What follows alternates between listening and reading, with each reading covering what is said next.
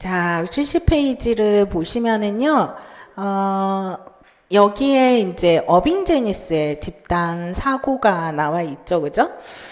요거 집단 사고는, 출제될 가능성이 아주 높은 개념은 아니다. 유명한 개념이지만, 그렇게 보시면 돼요. 이것이 그렇게 영구적으로, 이렇게 명확하게, 이제 결과가 나오는 개념이 아니거든요. 그래서 우선은 이것이 이제 유명한 개념이긴 하니까 체크만 하고 갑니다.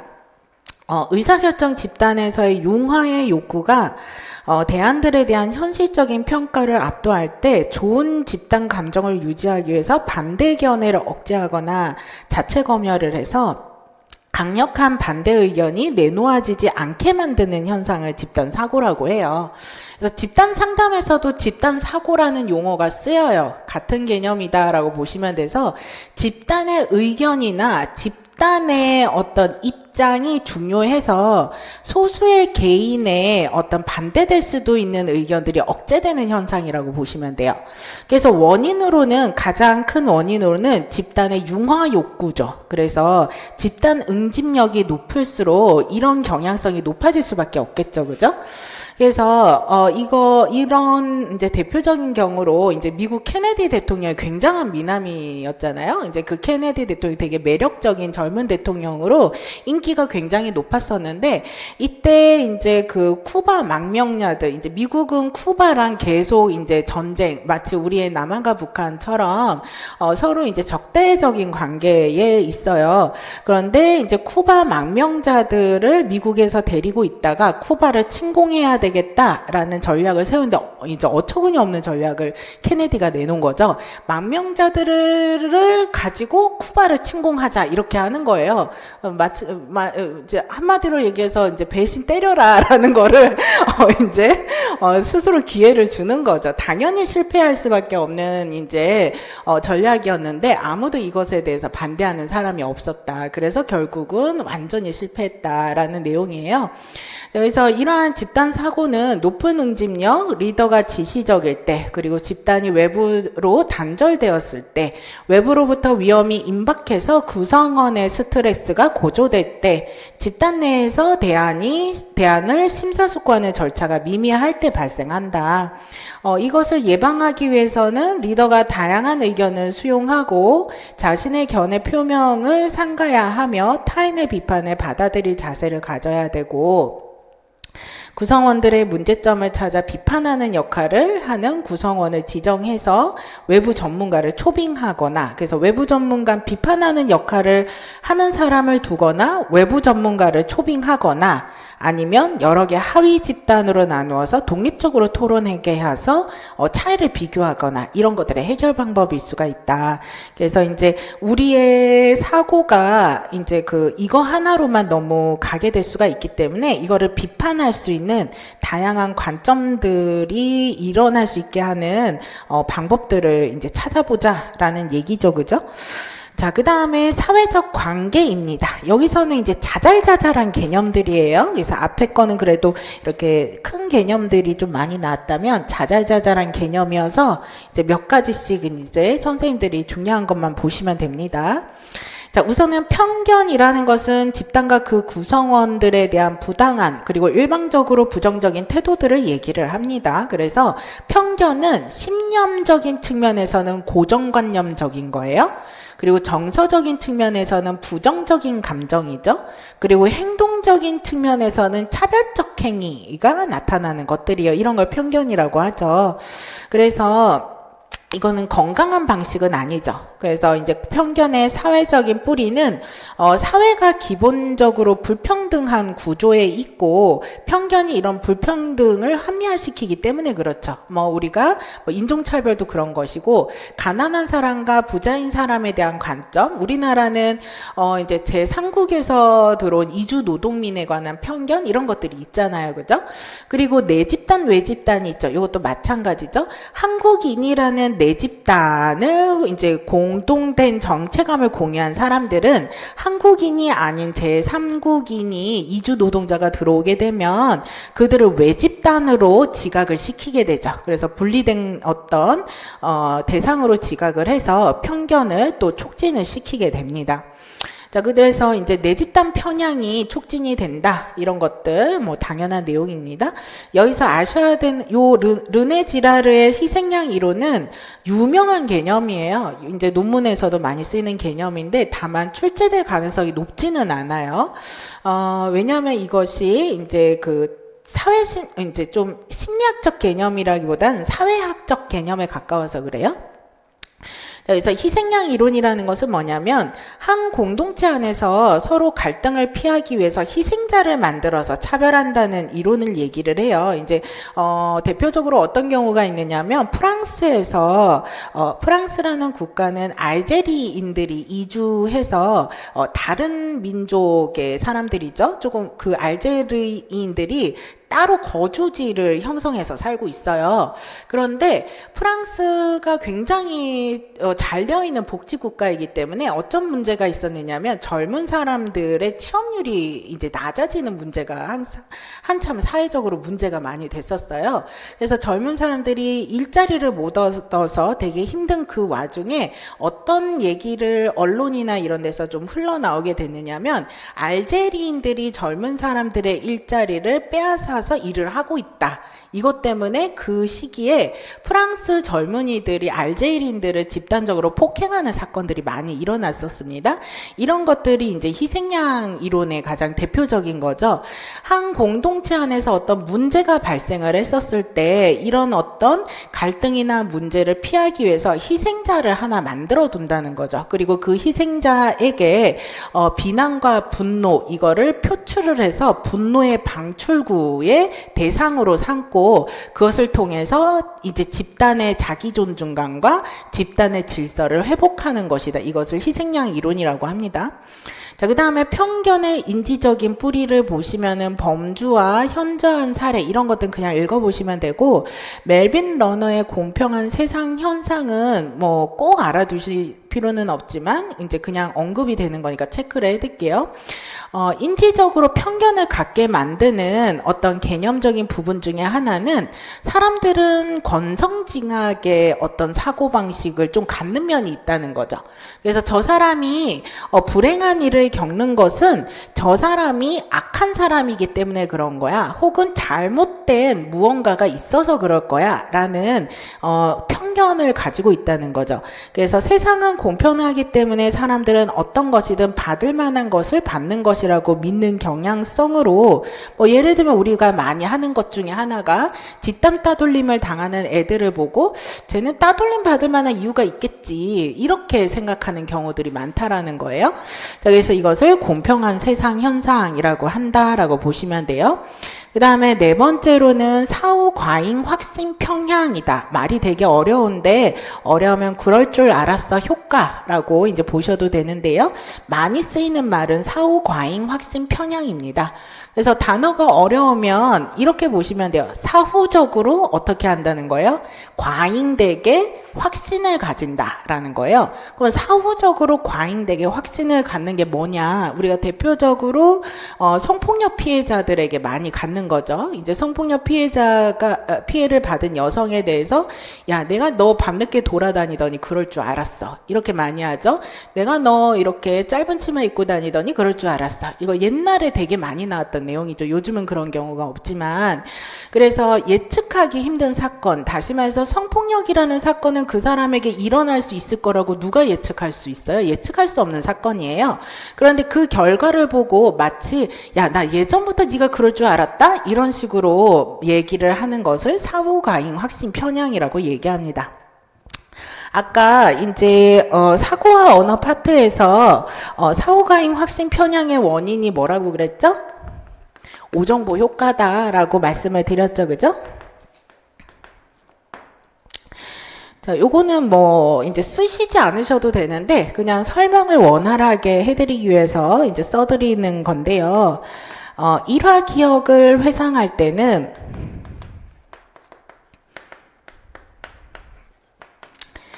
해마가 활성화가 될 수가 있는데,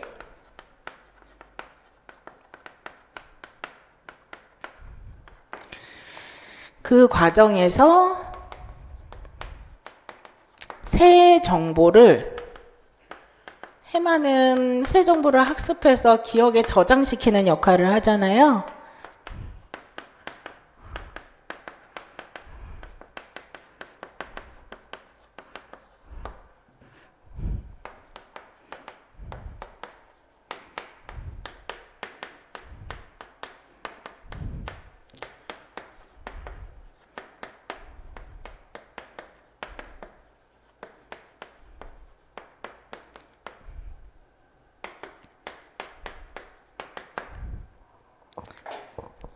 그래서 어떤 대상이 있는데 그 사람이 이제 성폭행을 당했다라는 새로운 정보가 들어왔어요, 최근에.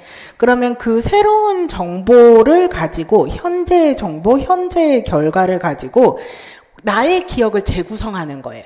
나의 기억을 재구성해서 마치 내가 예전부터 그걸 알고 있었던 것처럼 이렇게 기억을 하는 방식에 해당하는 것으로 나타나는 것이 사유과잉 확신 편향이고, 그래서 오정보 효과가 원인이 된다는 거예요.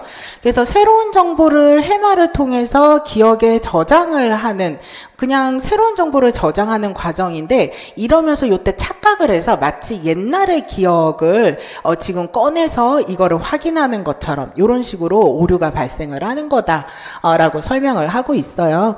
그래서 이것을 이제 오정보 효과가 사후과잉 확신 편향의 원인이 된다, 그렇게 이제 되는 거다라고 이해하시면 되고, 사후과잉 확신 편향이 그런 거다라고 이해를 하시면 됩니다. 자, 그래서 여기서는 희생양 이론, 사후과잉 확신 편향, 그거 정도 이제 알아두시면 되고, 인상 형성 과정입니다. 요거는 이제 기출 문제로도 이제 몇 가지가 나왔죠. 인상 형성은 상대방에 대한 피상적인 인상 정보를 바탕으로 다수의 미확인 정보를 추론하는 과정을 말을 해요. 그러면서 그 사람에 관한 어떤 정보들을 선별하고 통합해서 전반적인 인상을 형성하게 되죠. 그런데 이러한 인상 형성에서도 뭐가 당연히 발생을 해요? 우리는 편향이 발생을 하죠. 그래서 인상이 우리가 항상 정확하지 않죠. 그죠? 그래서 이러한 편향의 대표적인 것이 초두 효과, 후광 효과, 부정성 효과. 그래서 후광 효과는 나중에 연구 반복론에서도 배우게 될 겁니다. 그래서 초두 효과는 그 사람의 처음에 알게 된 정보가 나중에 알게 된 정보보다 인상 형성에 더 큰 영향을 미치는 것을 얘기를 해요. 그리고 이러한 초두 효과는 옆에 써두세요. 애쉬의 실험으로 연구가 되기도 했습니다. 아까 동조 실험의 애쉬. 그래서 애쉬가 이러한 초두 효과에 관해서 연구를 하기도 했다라고 보시면 돼요. 그래서 어떤 연구를 했느냐면, 이제 단어들을 이제 그 피실험자들을 대상으로 읽게 하는 거죠. 그래서 예를 들면 밝다, 명랑하다, 사교성이 있다, 그리고 비판적이다, 짜증, 비판적이다, 짜증이 많다, 뭐 경쟁적이다. 그래서 A 집단에게는 이 단어들을 이제 계속 읽고 보게 만들고, B 집단에게는 반대로 배치를 하는 거예요. 이제 단어 목록을. 그런데 A 집단 같은 경우에는 그렇기 때문에 당연히 A 집단이 B 집단에 비해서 훨씬 더 많은 사람들이 그 사람 대상에 대해서 좋은 인상을 가지게 되더라는 거죠. 그리고 B 집단은 반대로 그 사람에 대해서 부정적인 인상을 갖게 되더라는 거죠. 그래서 이러한 어떤 첫 번째 뭐가 들어가느냐에 따라서 그 사람에 대한 전체적인 균형을 고려하지 않고 전체 인상이 정해져 버리더라. 이런 것들을 이제 초두 효과라고 한다라고 보시면 돼요. 근데 후광 효과는 어떤 거냐면, 한 대상의 두드러진 특징이 다른 세부적인 특징을 평가하는데도 영향을 미치는 거죠. 그래서 그 사람을 봤는데 이제 굉장히 예의 바른 모습을 보여주는 거죠. 그러면 이 사람은 예의 예의 바르기 때문에 성실할 거고 착할 것이고 공부도 잘할 것이고 인간관계도 좋을 것이고 이제 모든 것을 그 예의 바른 것에 대한 하나의 두드러진 특징으로 그 사람의 전체 인상을 평가를 하게 된다라는 거죠. 그래서 후광 효과는 보통 긍정적인 것을 얘기를 해요. 개념상으로는 하나의 두드러진 특징이 다른 전체 인상에 영향을 준다이지만 보통 후광 효과를 적용할 때는 하나의 이제 두드러진 긍정적인 인상이 그 사람의 전체를 긍정적으로 평가를 하게 한다라는 경우에 대부분 많이 적용이 돼요. 그래서 이처럼 이렇게 만드는 이유는 타인을 내적으로 일관되게 평가하려는 경향 때문에 그렇다라고 보시면 되죠. 자, 그 다음에 부정성 효과는 이제 긍정적인 특성보다 부정적인 특성이 더 큰 영향을 미치는 걸 말을 해요. 우리는 그 사람에 대해서 10가지 좋은 점이 있어도 한 가지 단점이 있으면 그것 때문에 그 사람 좀 선택하기 그래 이렇게 하게 되면서 부정적으로 조금 인상에 영향을 미치잖아요. 이거를 이제 부정성 효과라고 얘기를 해요. 그래서 우리가 이제 나쁜 인상에서 좋은 인상으로 바뀌기는 어렵지만 좋은 인상에서 나쁜 인상으로 바뀌기는 쉽다라는 거죠. 자, 그 다음에 확증 평파는 우리가 앞에서 했죠. 확증 편향, 확증 편파 같은 말이다라고 보시면 돼요. 우리가 앞에서 선생님들 제가 설명을 이제 빠진 부분이 있는데 요거랑 관련되었기 때문에 앞으로 잠깐만 같이 갈게요. 어디에서 빠진 부분이냐면 앞으로 쭉 가셔서 58페이지 아까 뒤에 말씀드릴게요 하는 신념 편향 그냥 넘어갔죠, 그죠? 그래서 58페이지의 신념 편향을 같이 볼게요. 이건 중요한 개념은 아니에요. 중요한 개념은 아니지만 선생님들이 물어보실까봐. 요거는 확증 편향이랑 다른 거예요. 똑같은 거라고 보시면 안 돼요. 신념 편향은 빌리프 비아스라고 되어 있어요. 그래서 확증 편향이랑 달라요. 신념 편향은 뭐냐면 나의 견해와 일치한 결론을 더 쉽게 받아들이는 거예요. 그래서 기존의 신념이 때때로 부당한 결론을 타당한 것처럼 보이게 만들거나 타당한 결론을 부당한 것처럼 보이게 만들어서 논리적인 추리를 왜곡시키는 경향성을 말한다라는 것으로 이때 우리의 신념이 논리를 왜곡시킨다라고 얘기를 하고 있어요. 뭐가 다르지? 라는 생각이 드실 텐데 확증 편향은 정보를 수집하는 과정 안에서 내가 가지고 있는 생각과 일치하는 정보를 수집하는 것을 얘기해요. 그래서 이거는 정보 수집과 관련된 것이 확증 편향이다 라고 보시면 돼요. 그런데 신념 편향이라는 것은 뭐냐면 나의 가치관이 신념이죠. 나의 가치관에 일치하는 결론을 뒷받침하는 주장을 받아들이는 경향을 얘기해요. 그래서 이거는 나의 가치관과 일치하는 상대방의 주장을 받아들이는 것으로 기존의 이제 신념에 맞추어서 논리적인 어떤 추론을 하고 그것에 맞추어서 타인의 주장을 받아들이는 것을 신념 편향이라고 한다라고 보시면 돼요. 자, 그래서 이제 그렇게 구별하시면 되고 신념 편향은 문제로 나올 가능성은 없습니다. 확증 편향이 훨씬 중요하다 이렇게 보시면 돼요. 그래서 다시 뒤로 가겠습니다. 자, 다시 뒤로 가셔서 확증 편향은 앞에서 나온 거니까 읽어보시면 되고 도식적 정보 처리도 이제 같이 그냥 읽어보시면 돼요.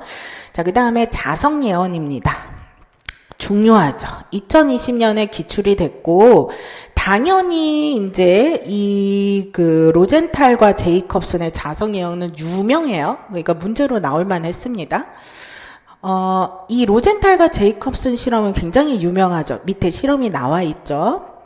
이 사람들이 초등학교 교사들에게 학생들의 명단을 알려줬어요. 그래서 얘네들은 지능 검사를 해봤는데 조만간 지능이 급성장할 것 같아요. 되게 똑똑한 아이들이에요 라고 명단을 알려줬죠. 근데 이것은 실제 지능 검사와 관계없는 아이들이었어요. 그런데 8개월 후에 실제로 지능 검사를 한 결과 이 명단에 포함된 학생들의 지능이 이 명단에 포함되지 않은 학생들의 지능보다 더 많이 향상이 됐다는 거죠. 그래서 왜 그럴까라고 했었을 때 이 교사들의 어떤 기대, 되니까 얘네들의 지능 향상에 영향을 미쳤다라는 거죠. 그래서 이거를 피그말리온 효과라고도 하죠. 유명한 조각가가 아름다운 여성을 조각한 다음에 사람이 되기를 기도했더니 진짜 사람이 되더라라는 거죠. 그래서 타인이 그 대상에게 기대를 하게 되면 그 기대를 받는 대상은 그 타인의 기대와 일치하는 행동을 하게끔 되더라. 그래서 결국은 그 타인의 기대가 확증되는 현상이 발생하더라라는 거죠.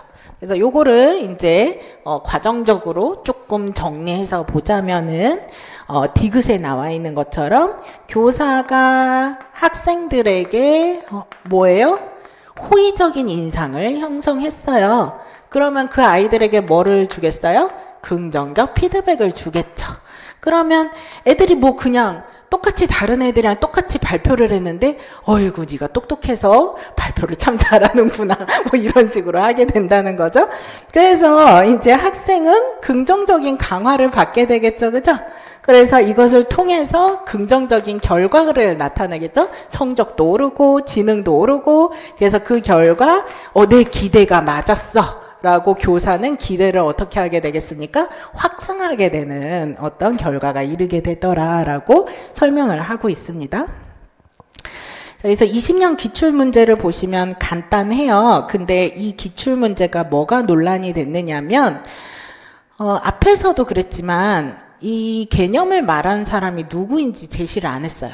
그래서 여기 보면 기억에 해당하는 현상을 설명하는 개념의 명칭을 써라 이렇게만 한 거죠. 원래 이러면 안 되는데 가끔씩 이런 문제가 나와요. 이론가가 안 나와요. 그러면 되게 헷갈리거든요. 그래서 여기 보시면 반 아이들의 수업 태도가 참 좋아요 라고 했더니 정교사가 우리 반 아이들의 수업 태도가 안 좋았어요.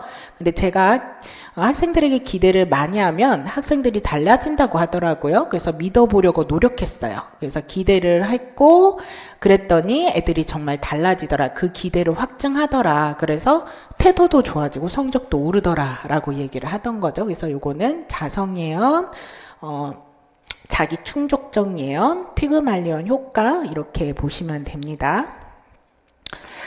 자, 그리고 이제 갈등에 대한 겁니다. 여기서 이제 자잘자잘한 개념들 계속 본다라고 보시면 돼요. 요 앤던슨의 평균 모형, 가중 평균 모형은 아시지 않으셔도 돼요. 재수의 딜레마는 워낙 유명하죠. 선생님들 워낙 유명하기 때문에 명칭 정도는 알아두셔야 돼요. 너무 잘 아시는 거죠. 엘버트 터커라는 이제 그 수학자가 이 이름을 지었습니다. 그래서 이 재수의 딜레마라는 이론에 의해서 그 여러 가지 파생되는 이론들이 발전을 했죠. 이거는 치킨 게임과도 관련되어 있는 개념이고 네스의 평균 모형이라는 이론과도 이제 관련이 있는 이론이죠. 자, 이제 우리가 두 명의 이제 강도가 있어요. 근데, 이제 그 검사가 두 명의 강도를 잡은 거죠. 그죠? 그래서 두 명의 강도를 잡았는데 두 명을 각각 따로 신문실을 따로 이제 들여보낸 거예요. 같은 신문실에 있으면 안 돼요. 정보 공유가 되어서는 안 된다.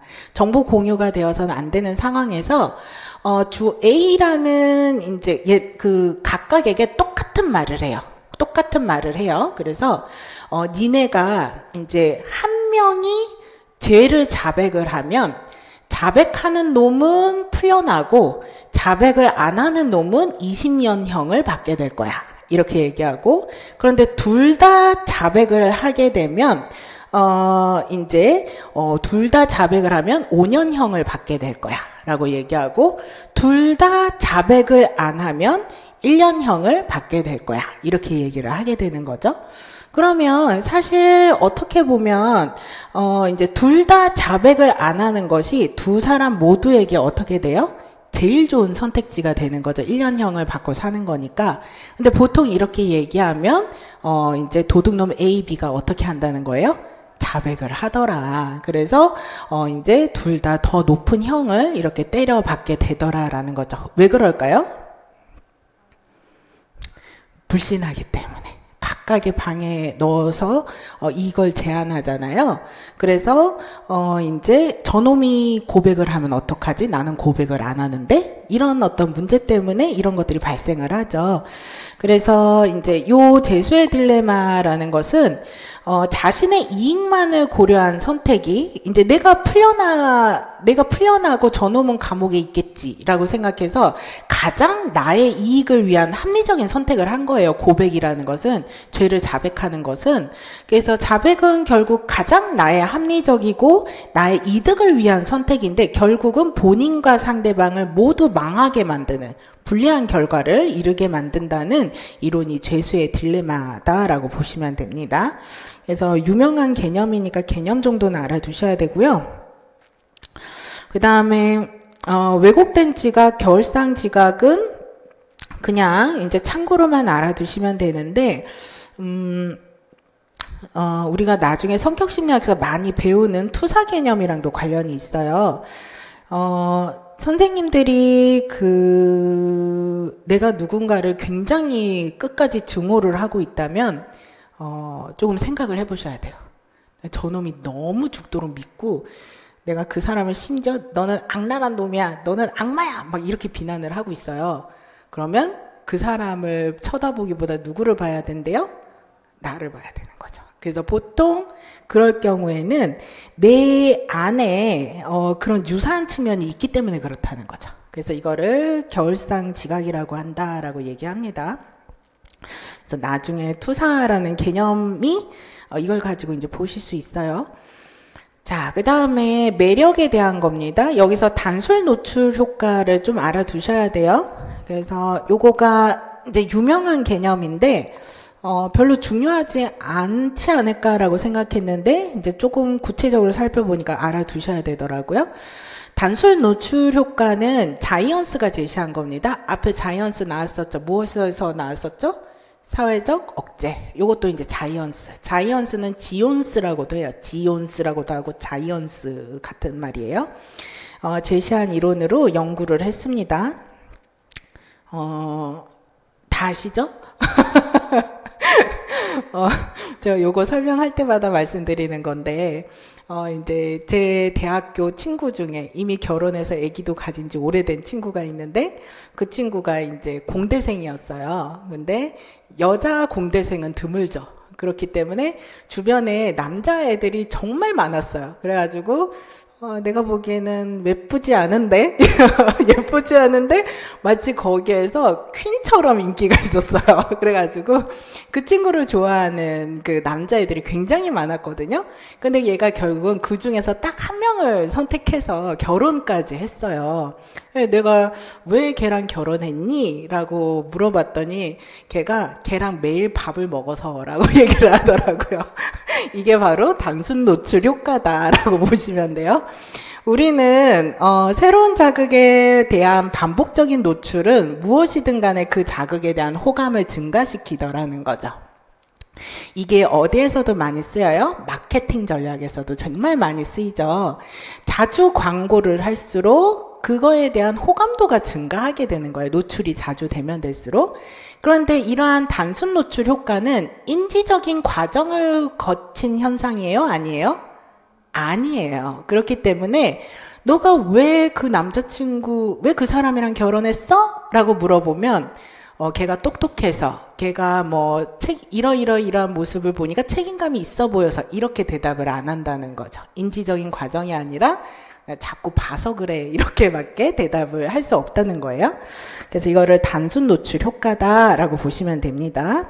자, 그 다음에 매력에 당연히 신체적인 매력이 중요하죠. 그리고 유사성. 그래서 우리는 이제 나랑 되게 비슷한 사람일수록 친구로 발전하거나 배우자로 짝지어지게 된다. 이렇게 보시면 돼요. 그래서 요거는 이제 제가 그 선생님들께 그런 얘기를 해요. MBTI 검사 하시잖아요. MBTI 검사를 하면 나랑 반대되는 사람이랑 만나기보다는 비슷한 사람이랑 만나는 게 더 좋아요. 왜냐면 반대되는 사람한테 처음에 더 매력이 가거든요. 내가 내성적이기 때문에 외향적인 사람한테 끌리거나 내가 너무 이성적이기 때문에 감정적인 사람한테 끌려요. 근데 그렇게 되면 나중에 어떻게 되죠? 엄청 싸우죠, 그죠? 이제 결혼하면 물를 수도 없고 막 그렇게 되는 거예요, 그죠? 그런데 이런 것들이 비슷한 사람일수록 뭔가 더 오래 가더라는 거죠. 자, 그래서 이런 것도 유사성이고, 매력의 보상이론은 나를 좋아하는 사람을 좋아하게 되는 이유가 그 사람이 좋아해주는 게 강력한 보상이 돼서, 나를 좋아해주는 거가 보상 작용이 돼서 좋아하게 된다. 이런 거죠. 그 다음에 사랑에 관한 이론으로 이제 유명한 거가 이제 그 스턴버그의 사랑의 삼각형이에요. 이거는 검사 자료까지 나와 있어요. 그리고 일레인 하트필드의 낭만적 사랑도 이제 많이 제시는 되는 건데, 이런 것들은 그냥, 이제 출제될 가능성이 아주 높지는 않으니까 읽어보시면 돼요. 일레인 하트필드의 낭만적 사랑에 보면 정서의 이요인 이론이 작용한다 이렇게 되어 있어요. 요거 각성과 인지적 평가 정서의 이요인 이론은 뒤에 배우게 될 거거든요. 요거를 배우고 나서 이거를 읽어보시면 훨씬 더 잘 이해가 되실 거예요. 그래서 그때 다시 한번 읽어보시면 되고요. 스턴버그의 사랑의 삼각형 3가지 단어는 기억을 해두시는 편이 좋습니다. 우리가 이제 사랑의 삼각형, 다시 말해서 성숙한 사랑은 뭐가 있는 거예요? 친밀감, 열정, 헌신 3가지 다 있는 사랑이다 라고 보시면 돼요.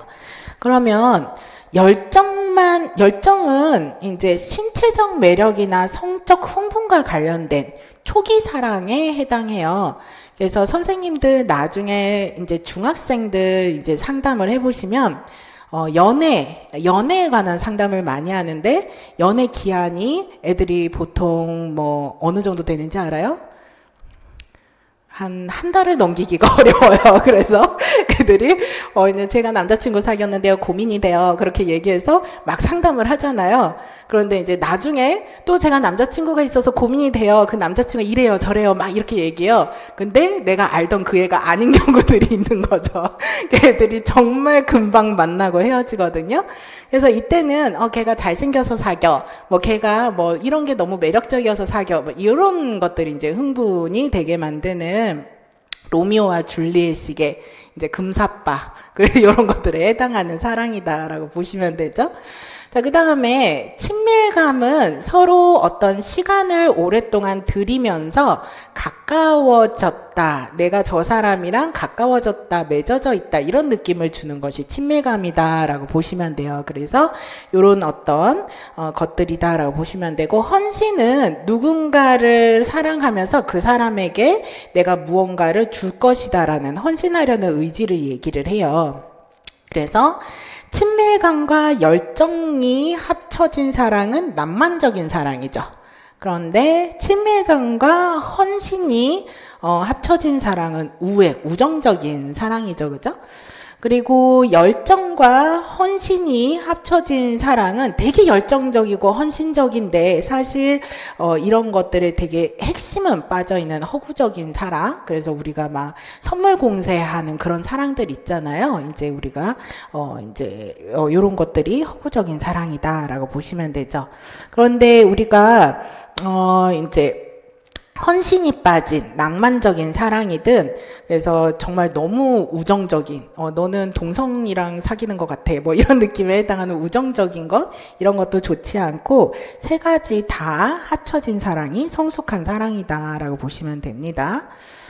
자, 그 다음에 이제 의타심, 요게 제일 중요합니다. 그래서 방관자 효과, 요거는 워낙 유명한 사건이고 문제로 또 안 나왔고, 그리고 요거는 그 학교폭력 문제를 해결하는 중요한 요인으로 방관자를 많이 연구를 했죠. 그죠?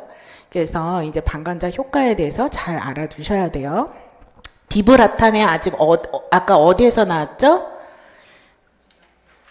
사회적 태만에서 나왔죠. 그죠? 그래서 비브라탄의 박사님 이렇게 생기셨어요.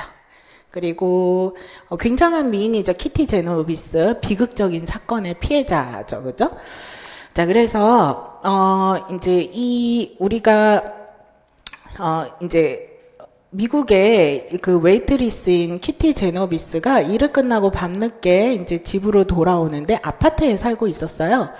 그런데 이제 그때 아파트를 들어서는 중에 이제 그 강도가 이제 키티 제노비스를 덮친 거죠, 그죠? 그래서 키티 제노비스가 폭행을 당하고 이제 강간도 당하고 그래서 이제 그 심각하게 다치고 또 칼에도 찔렸을 거예요. 그래서 쓰러졌는데 이때 비명을 지르고 소리를 질렀었어요. 그래서 아파트의 주민들이 불이 막 켜졌죠. 그래서 이 사실을 알고 있었어요. 그런데 그래서 그때 이제 그 강도가 이제 그 살인범이 깜짝 놀라서 도망을 쳤어요. 불이 다 켜지니까 도망을 갔는데 아무도 신고를 안 한 거죠. 아무도 신고를 안 해서 몇십 분 뒤에 다시 또 찾아와서 여자를 살해를 하고 간 사건에 해당합니다. 그래서 이 사건이 당시에 미국에서 너무 사회에서 충격적인 사건이었던 거예요. 왜 우리의 인간은 희망은 없는가 이런 것을 이제 충격을 받았던 사건인 거죠. 그랬을 때 이제 정말 이런 어떤 그 중요한 사회적 질문을 던지는 사건에 대해서 비브라테네가 조금 더 희망이 될 만한 개념을 설명을 합니다. 이거는 인간이 악해서라기보다는 방관자 효과에 의한 것이다 라고 설명을 하고 있는 거죠. 그래서 인간은 기본적으로 이제 그 타인이 존재를 할 때는 도움 행동을 할 가능성이 줄어든다. 이것을 방관자 효과, 방관자 개입이라고 얘기를 해요. 그래서 이제 그 다양한 조건에서 비상사태를 설정한 후 이들이 자신들의 결과를 다음과 같은 의사결정 과정에 이제 거친다라는 것을 알게 된 거죠. 실제로 선생님들이 또 우리도 그래요. 길을 가다가 누군가가 막 쓰러져 있어요. 근데 옆에서 다른 사람들이 막 같이 있어요. 그러면서 그 사람에게 관심을 가져요. 그럼 우리는 돕지 않아도 될 것 같잖아요. 그래서 그냥 지나갈 수 있는 거죠. 그죠? 그래서 우리가 기본적으로 사건을 알아차렸는가? 첫 번째는 이게 필요한 거죠. 그래서 사건을 알아차렸다. 야만 다음 단계로 가게 되죠. 사건을 알아차리지 않았으면 돕지 않겠죠, 당연히. 그래서 그 사람이 위급하다, 그 사람이, 뭔가 어떤 사건 속에 놓여 있다는 것을 알아차렸는가? 그래서 yes가 되면 그 사람이 긴급 상황인가? 그래서 긴급 상황으로 그 사건을 해석했는가?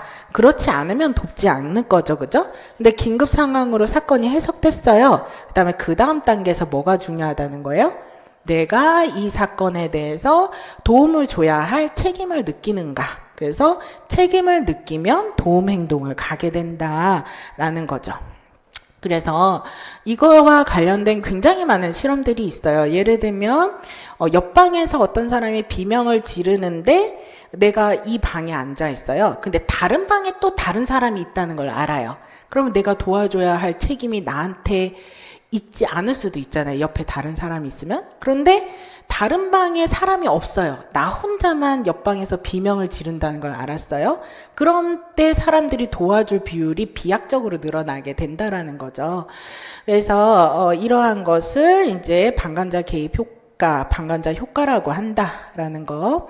그래서 요거에 대해서 이제 알아두시면 되고, 도움행동의 규범에 관해서는 크게 중요하진 않습니다. 요거는 크게 중요하진 않은데 그냥 참고로 체크 정도 하고 넘어갈게요. 도움행동의 규범에 사회교환이론이라는 것이 있어요. 사회교환이론은 뭐냐면 도움행동에 드는 비용이 주어질 보상보다 잠깐만요. 교환 과정이다. 그래서 이 과정의 목적은 이득을 얻기 위해서, 내가 이득을 얻기 위해서 도움 행동을 한다라는 거예요. 그래서 도움 행동을 통한 보상이 내가 들어가는 노력이나 비용보다 이제 능가할 것이라고 예상하면 돕는 행동을 한다라는 거죠. 이거를 사회 교환 이론이라고 한다라고 보시면 돼요.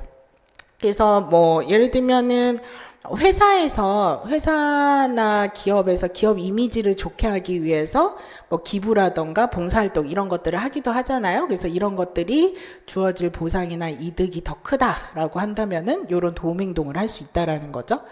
호혜성 규범은 도움 행동에 드는 비용과 보상이라는 이득이 동일할 것이라고 생각할 때 도움 행동을 하게 되는 경우를 얘기를 해요. 내가 준 만큼 되돌려 받을 것이다. 이렇게 생각을 할 때 우리가 도움행동을 하게 된다라는 거죠. 사회적 책임 규범은 훨씬 더 윤리적인 경우죠. 그래서 내가 들어가는 비용이 많이 들더라 하더라도 우리가 약하거나 도움이 필요한 사람들은 도와줘야 한다라는 인식으로 인해서 이제 뭐 노블리스 오블리주 같은 그런 느낌이죠, 그죠? 그래서 내가 가진 자로서 이제 비용을 많이 들여서 그 사람들은 이제 그 도울 수 있다, 보상이 없어도 이렇게 생각해도 도와주는 것을 얘기하죠. 그래서 사회적인 책임 규범이라고 얘기를 합니다. 그래서 선생님들 여기에서는 잠깐만 이제 체크하고 마무리 요거 쉴게요. 사회심리학에서는 이제 사회적 지각에서는 귀인 이론, 공변 모형 세 가지 정보, 기본적 귀인 오르, 행위자 관찰자 편향, 자기 이기적 편향 이런 것들 알아두셔야 되고, 문 안에 발들여 놓기 현상, 패스팅거의 인지 부조와 뱀의 자기 지각 이론 요거 알아두셔야 되고, 동조 개념, 그 다음에 응종의 개념, 응종에서 특히나 문 안에 발들여 놓기 기법, 나머지 기법도 체크 정도 해두시는 것이 좋고, 복종의 개념, 그리고 사회적 촉진, 사회적 억제, 여키스 도슨 법칙, 사회적 태만 중요하고요. 그리고 집단 극화 이런 개념 중요합니다. 집단 사고는 이제 단어 정도 체크해 두시면 좋고, 르네 지라르의 희생양 이론, 사후 과잉 확신 편향, 그 다음에 초도 효과, 후광 효과, 부정성 효과, 그 다음에 확증 편향, 요 앞에서도 뭐 중요했죠. 그 다음에 자성 예언, 그 다음에 죄수의 딜레마, 단순 노출 효과, 그리고 스턴버그의 사랑의 삼각형, 그리고 방관자 효과, 이런 것들은 기본적으로 꼭 알아두셔야 된다라고 보시면 될 것 같아요. 여기까지 하고 쉬도록 할게요.